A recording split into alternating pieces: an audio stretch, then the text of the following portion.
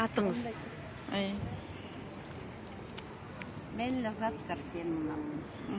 Қайдан келдіңіз? Мен Японияның продукциясын алып ішкені шүгірмін. Мен деген Паркинсон деген мені ооруп башым калчылдап токтобой калган. Бирок өзүмө сезилчү эмес. Бирөө башым калчылдап атат десе, мүжөйүн деп калчумун. Азыр Кудайга шүгүр. А, Б витаминин алып башым токтоду. 20 жылда 2003-төн бери, 21 жылдан бери мен бутумдан страдать этип келгем. 2 бутумдан страдать этип, анан ушу компанияга кирери менен $100 даралдым. А, Б витаминин алгандан кийин ошо витаминдин кудуреттүү күчтүүлүгү Кудайга шүгүр мына. Мен 3 күн турбай жаттым. Башым болсо эртең менен 3 күн турбай көзүмдү ача албайм. Ачсам көзүм ачат. Ошентип туруп эле 3 күн уктадым. 3 күн уктап, 3 күндөн кийин Кудайдын кудуреттүүлүгү менен 2 бутумду карасам, 2 бутум жеңил болуп жакшы болуп калыптырмын.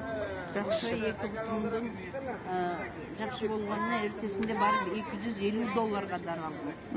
Ушу Япониянын продукциясына. Ооба, $250 даралып, ошондон алдарын ишкени азыр без таяк, без ничего, азыр шүгүр басып жүрөм. Жакшы экен. Коляскада отуруп калдым дедиңиз, Ооба, 21 жыл мен коляскада. Ушу Ноорустан бери эле басып калдым шүгүр. Тилим оозума батпай калган. Тилим оозума батпай калган. Жолдошум коронавирустан кайтыш болду.